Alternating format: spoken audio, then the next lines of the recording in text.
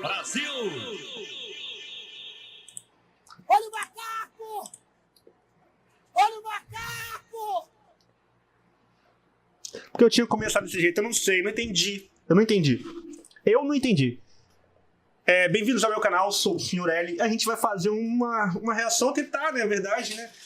A verdade é essa, a gente vai tentar, mano, reagir a um vídeo extremamente novo, muito importante, a descoberta mais importante do ano, você tá entendendo? Vocês entenderam isso? Sacane vai lançar aí a braba, eu não sei o que é, não faço nem ideia, a thumbnail não me deixou entender o que era aquilo, eu não sei, né? Mas a gente vai ver agora, né? Não sei se vocês entendem a importância disso. Pera aí, só um minuto, deixa eu mudar a tela aqui, ó. Deixa eu mudar a tela aqui. Aí agora tá filé pra vocês agora, entendeu? Mesma tela vocês estão vendo, a mesma tela que eu tô vendo aqui também. E a gente, vamos nessa aí. Eu não faço ideia do que eu tô esperando aqui, tá? Só sei que é a coisa mais importante do ano, hein? Vai me trollar? Vai me dar bait? É bait isso? E muita gente pediu pra eu falar, mas você não fala tudo do James Webb, não, né? Então vamos lá, vou começar com essa aqui para vocês. Dá acontece? o papo, Sacane, dá o papo. O telescópio espacial James Webb descobriu, né, naquelas lá, uma galáxia impossível, né, que a gente chama. Descobriu uma galáxia impossível no universo, que é isso aí. Me explica, Sacane, o que seria uma galáxia impossível? Tem alguns conceitos aqui que a gente precisa, né? Eu vou até falar mais ou menos o que eu falei no meu vídeo lá no Space Today, que tem alguns conceitos que a gente precisa entender antes, tá? 2 deles principais. Qual é o primeiro? O primeiro é como ocorre a formação de uma galáxia. Então, de acordo com o modelo que a gente tem de universo, uma galáxia se forma do que a gente chama de halo de matéria escura. O que é esse halo de matéria escura? Esse halo de matéria escura é como se fosse um poço gravitacional no universo. Saco do Sacane. Nesse poço gravitacional acontece a acumulação Serjão de Foguetes. gás. O gás vai acumulando. Chega um Aí, Romeu, tá falando de você, o gás acumulando aí, ó. Quando chega em casa, solta aquele peidão. que a grande Não tem moral soltar perto dos outros. quantidade de gás acumulado ali vira, então, uma galáxia. Tá? Então, isso é o que acontece. Halo de matéria escura é o local onde as galáxias se formam. Beleza? Deu pra entender mais ou menos. Conceito importante. Galáxia quiescente. Caramba. Como é que você aprende as coisas, Eliade? Como é que você aprende as coisas? A gente faz analogia com coisas idiotas que a gente reconhece. É assim que eu aprendo. O que é uma galáxia quiescente? Galáxias quiescentes são galáxias que não têm mais a formação de estrelas. São galáxias que formaram estrelas, as estrelas agora estão velhas, e aí, por algum processo, são vários processos, o gás da galáxia esquentou. E esse gás quente não forma mais estrela. Aí fica acumulado lá, né? O cara, quando chega lá...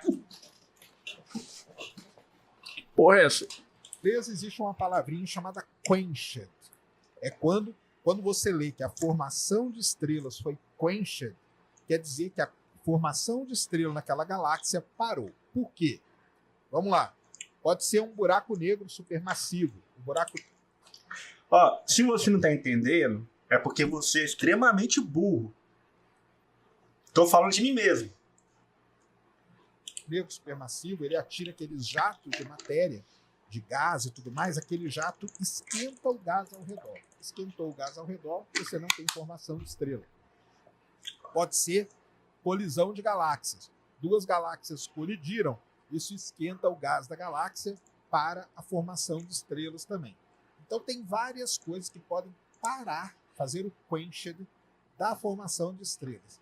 E isso torna uma galáxia, faz com que essa galáxia vire uma galáxia quiescente. Beleza? Beleza. Então vamos lá. Para você ter a formação de uma galáxia num halo de matéria escura, você precisa, teoricamente, de muito tempo para esse gás se acumulando ali e daí virar a galáxia. beleza? E segundo, para que uma galáxia... Não esqueça de deixar o like se você já peidou hoje. Pare de formar estrelas, você também precisa de muito tempo para que essa galáxia pare de formar estrelas. Show de bola até aí? Tudo entendido?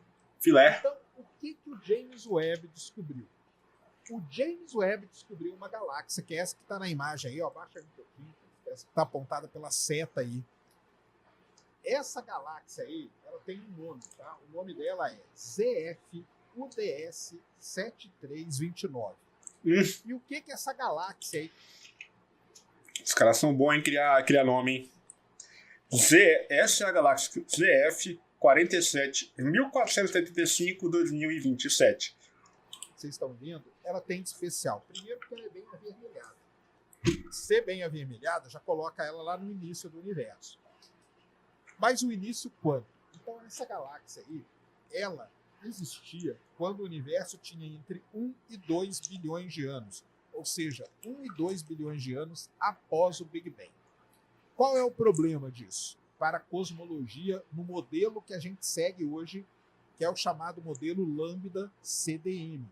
Esse é o modelo que a gente segue no universo. Lambda, energia escura, CDM, matéria escura fria. Qual que é o problema disso? De acordo com o modelo cosmológico Lambda CDM, 1 a 2 bilhões de anos após o Big Bang, é muito pouco tempo para a formação dessa galáxia. Mas a galáxia está lá, porque o James Webb viu ela. E o artigo ele é bem completo, ele mostra que teve toda uma calibração, tentaram encontrar nessa galáxia algum buraco negro supermassivo, não encontraram. Ou seja, ela é presta atenção agora, ela é uma galáxia que está desafiando o modelo cosmológico atual. Nós só encontramos essa até agora. Qual é a questão aqui? Bem, ela não era para estar ali, né? Porque, de acordo com o modelo... e como que eles chegaram nessa conclusão? Existem grandes simulações do universo que você roda essas simulações e o que acontece? Você vê quando que a galáxia era para ter formado ou não. Então essa galáxia não era uma das galáxias impossíveis aí que a gente chama do James Webb. Eu acho que eu entendi mais ou menos o contexto. Eu vou passar para vocês que são leigos, né? Igual a mim. E eu vou deixar o papo reto aqui. Por que seria a descoberta mais importante? Já que é uma galáxia que não deveria existir e está desafiando o conceito atual de galáxia, né, a construção das galáxias, então imagino eu, por ela existir, é a única até então que eles acharam, imagino eu, porque eu sou burro, né? Quem tá falando agora aí tem mais coisa para falar, tem 18 minutos ainda de negócio, né? É que, por esse fato, eles vão ter que rever a maneira de como eles veem o universo. Muito bem. E daí? O que quer dizer disso? Quer dizer que acabou tudo agora? Não. Então vamos lá. Vou contar uma história para vocês. Quando Albert Einstein, ele desenvolve toda a teoria da relatividade, para o Albert Einstein, o universo era estático. Quer dizer que ele estava errado? Não estava errado. Por que ele não estava errado? Porque o universo que a gente conhecia naquela época não tinha galáxia. Como assim não tinha galáxia? Lógico que existiam as galáxias, mas para nós aquilo ali não era galáxia, porque a gente não tinha tecnologia para descobrir galáxias no universo. Descoberta de galáxia foi algo que foi acontecer ali na década de 20. Primeiro com a Henrietta Leavitt, que descobriu as primeiras estrelas cefeidas, e depois com o Peraí, rapidinho, acho que vou mudar a tela. Colocar a tela para FPS, que fica em cima.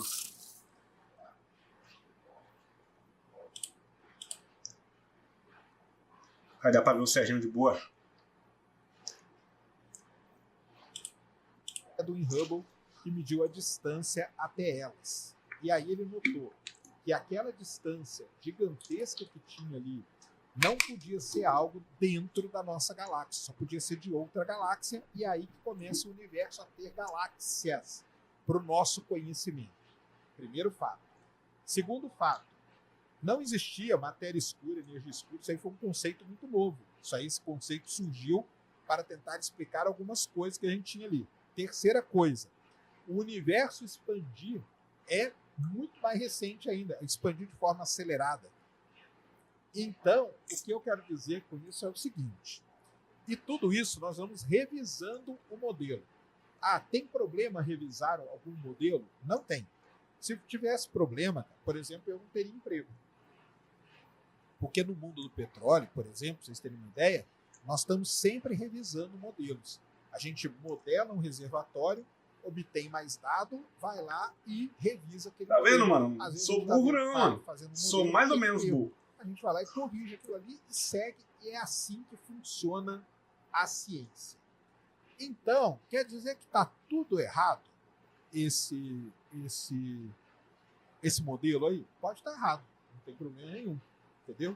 E aí nós vamos ter que agora, com as observações, a gente pode estar vivendo, pessoal, para vocês terem uma ideia, o mesmo período que a gente viveu ali na época do Edwin Hubble.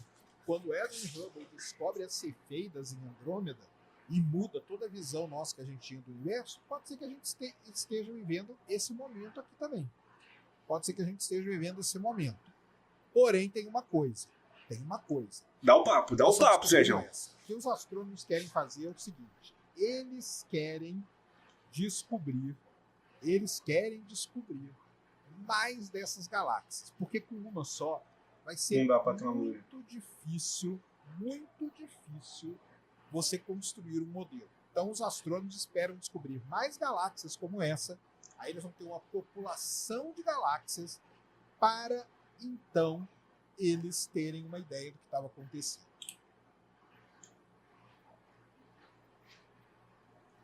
Que coisa é essa? Verdade, mas... não, mano. Para vocês entenderem mais ou menos o que tá passando na tela aí, são basicamente uma observação do James Hubble, né, que é um telescópio que foi lançado aí, né, no universo afim, de olhar e observar, né. Eu acho que não é para comprovar nada, eu acho que é mais uma questão de... Vai ter algumas comprovações de algumas coisas ou outras, isso é um fato, mas é mais para estudo, para a gente entender mais sobre o universo. Aí essa imagem basicamente que está mostrando aí, para você ter uma ideia, isso aí são tudo galáxias, essas luzes aí são estrelas e galáxias e tudo mais. Aí, que o meu entendimento leigo dessa... É tipo um ARD mesmo, de fato é um ARD. E é uma puta de uma ARD bilionária.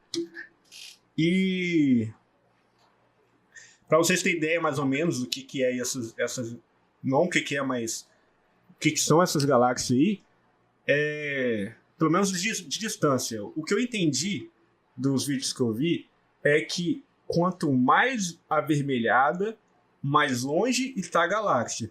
Porém, tem situações em que essas... as avermelhadas que tem aí, alaranjadas que tem, elas são falsas, né? Então pode dizer que, tipo, está ali, ela é avermelhada, a pessoa já pensa que é longe, mas na verdade está bem mais próxima do que está. Que seria tipo uma poeira estelar que tem em um lugar e acaba tendo essa visão dentro do aspecto que tem, né? Que eu acho que é o infravermelho, algo do tipo, né?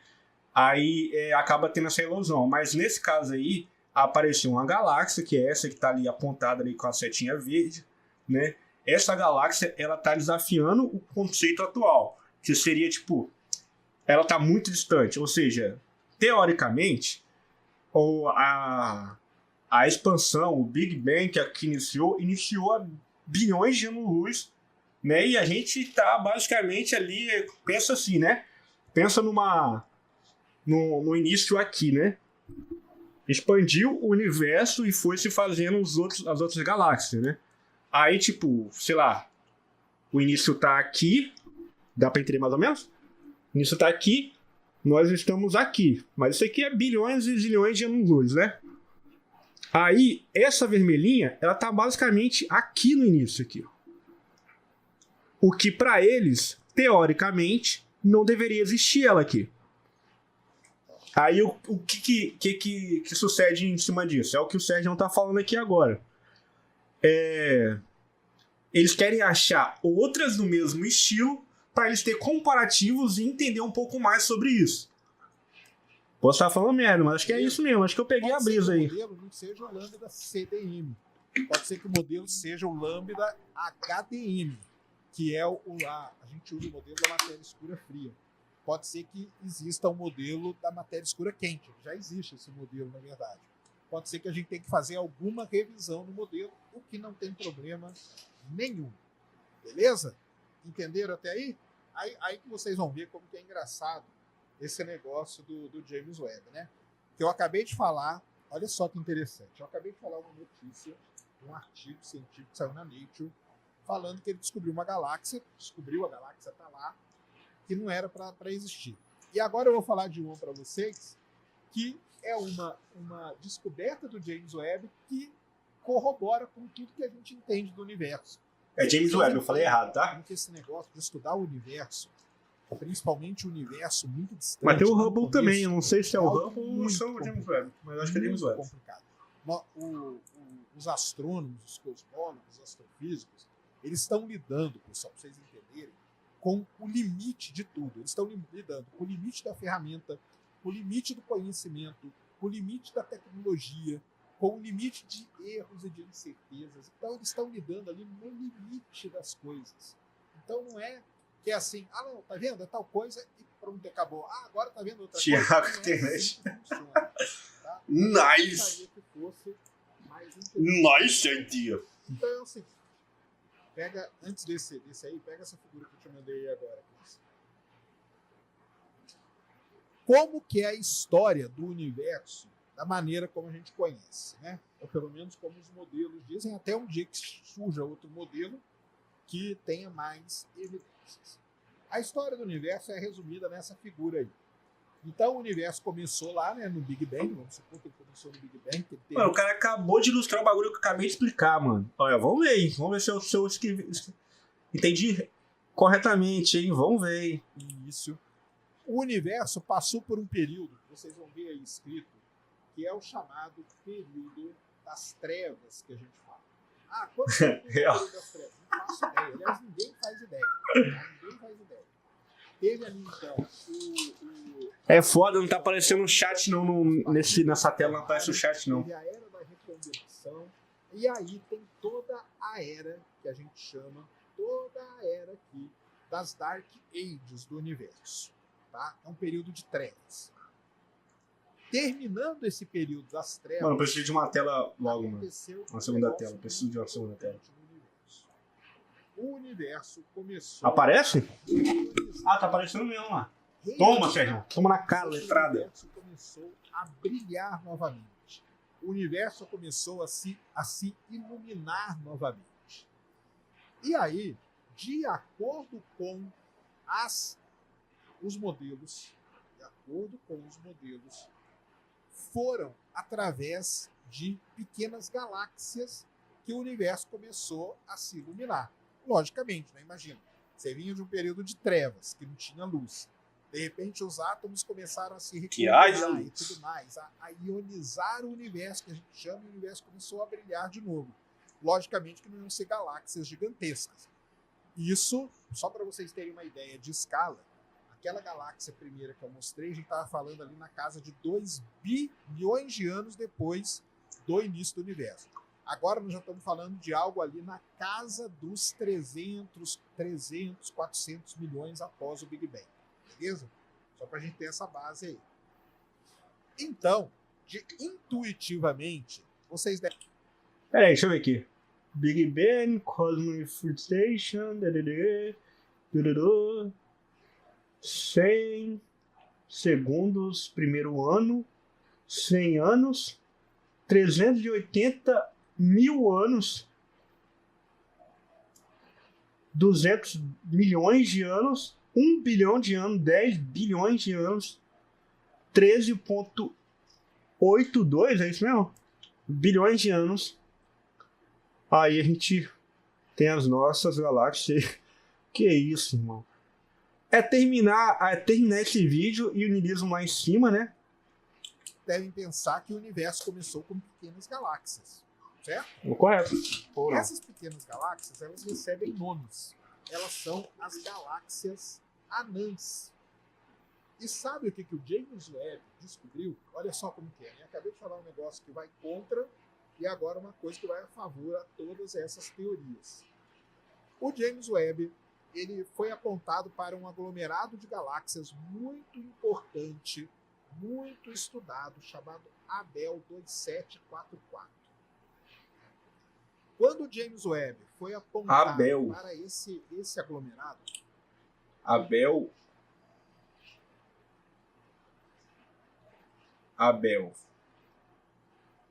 Será que tem um Caim também? 2744. Agora pode pular na outra lá, Cris. Um aglomerado de galáxia, ele mostra pra gente um negócio que a gente chama de lente gravitacional. Então clica nessa imagem aí. Então, tudo que vocês verem nessa imagem, que é meio tava falando sobre isso esses dias. É um efeito de uma lente gravitacional. O que é uma lente gravitacional? Você tem uma grande quantidade de massa, que é esse aglomerado de galáxias, que é o aglomerado Abel 2744. Isso é a imagem do James Webb. E as coisas que estão muito distantes e diretamente atrás desse aglomerado, elas sofrem um efeito igualzinho ao efeito de uma lente. Então, quando a luz sai de uma galáxia distante, passa por essa grande concentração de massa e chega até o James Webb, nesse trajeto, ela sofre um desvio. Ela sofre o efeito de lente gravitacional. O que a lente gravitacional faz? Ela amplia e ela cria esses arcos aí, ela multiplica as imagens. Qual que é a melhor... porque o copo aqui está cheio de coisa. Mas qual é a melhor analogia para você fazer isso? Você que está em sua casa agora, pegue um copo que tem um vidro grosso, coloque ele na luz assim e dá uma giradinha nele. Você vai ver que a luz vai formar arcos em volta ali do fundo do copo ou do fundo da garrafa. É o mesmo efeito da lente gravitacional, beleza? Por conta da lente gravitacional, é que o James Webb descobre todas essas galáxias. Mano, o cara é brabo, mano. O cara faz de um jeito que eu, um ser humano imbecil, burro, entendo, mano. E eu acabei de fazer o teste e vocês nem viram, mano. Distantes, tá? Ele não teria nem capacidade tecnológica para chegar nessas galáxias se não fosse o efeito de lente gravitacional. Show até aí? Muito bem. O que o James Webb, então, descobriu usando este aglomerado, o Abel 2744? Ele descobre, através do Abel 2744, galáxias anãs, presta atenção, galáxias anãs, que estão muito distantes, mas muito distantes. Você tá doido? Mesmo. Galáxias que estão lá no período, na época que a gente chama época da reionização. São galáxias, olha só, 100 vezes menos brilhantes, ou 100 vezes mais tênues do que a nossa própria galáxia. 100 vezes menos brilhantes do que a nossa galáxia. E o que isso quer dizer, Sérgio? Me fala, o que isso quer dizer? São galáxias anãs, que a gente chama. São galáxias muito pequenas e galáxias que podem ter o quê? Iniciado o processo de reionização do universo. Assim como nos diz a teoria, assim como nos diz o modelo. Sérgio, você não acabou de falar ali daquela galáxia que está indo contra o modelo? E agora você não está falando de umas que estão a favor do modelo? Então, é assim que funciona a ciência. A ciência funciona desse jeito. Lembra, nós estamos lidando com coisas que estão no limite de tudo que a gente possa imaginar. Você tem incerteza, você tem problema de ruído, você tem problema dos mais diversos, você tem problema dos modelos. Quando você está na região de borda, vamos dizer assim, você está no limite da onde o modelo funciona. O modelo funciona bem, é uma coisa muito bem definida. Quando você está indo muito, esticando muito esse elástico aí, você está no limite do funcionamento dos modelos. Então, olha só que interessante. Mostrei uma galáxia que não devia existir de acordo com o modelo. Agora eu estou mostrando um outro trabalho feito com o mesmo telescópio que mostra galáxias que sim deveriam existir de acordo com o modelo. As galáxias anãs que então iluminaram o universo. Foram essas galáxias anãs que foram crescendo, que foram se colidindo, que foram se fundindo, e o universo então começa a brilhar. São galáxias que têm estrelas ali que giram na casa das 300 vezes a massa do Sol. 300 vezes a massa do Sol. Tá? Pra você ter uma ideia do grau de estrela que tem nessas galáxias. E é tudo galáxia anã. A nossa é o quê? Galáxia normal? Então, nós estamos falando, de novo, hein, só para ter uma ideia aqui de escala de tempo. Aquela galáxia que não deveria existir, ela está 2 bilhões de anos após o Big Bang. E Essas galáxias anãs aqui, que podem ter iluminado o universo, estão entre 600 e 800 milhões de anos após o Big Bang. então elas estão antes. São faixas de idade diferente que nós estamos vendo. Tá bom? Então, é isso aí. O James Webb descobriu, finalmente, as galáxias. Não vai ter tela aqui? Deixa eu voltar aqui então, anãs. que ele falou. Boa parte, né? O estudo conclui que o que é o... Ó, o que ele tá falando é que as galáxias anãs estão por volta daqui, né? 200 milhões aqui.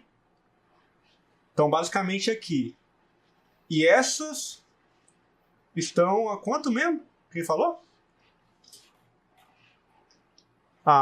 100 bilhões? Existir, ela está a 2 bilhões de anos após o Big Bang. 2 bilhões. A gente volta aqui na tela de novo. Espera aí. 2 bilhões. Então, basicamente aqui, né? Onde teoricamente, na ideia, não deveria existir, né? Talvez esse cálculo aí talvez é um pouquinho mais pra cá, né? Esse cálculo aí, esse aqui pode se estender um pouco mais. Abel 27. Vamos pensar um pouquinho, cientistas. Quando Isso aí que vocês conseguem. Foi apontado para esse aglomerado. O que isso faz efeito na vida de vocês? Um aglomerado de galáxia, ele mostra pra gente um negócio que a gente chama de lente gravitacional. Então, Ou não, já vi aqui. milhões de anos após o Big Bang. Então, são faixas de idade diferentes que nós estamos vendo. Tá bom? Então, é isso aí. O James Webb descobriu, finalmente, as galáxias, tá, anãs. Boa parte, né, o estudo conclui que o quê? Que a maior parte dos fótons que reionizaram o universo vieram de galáxias anãs. Aí, você que está assistindo esse vídeo aqui no Talkflow. Top, né, galera?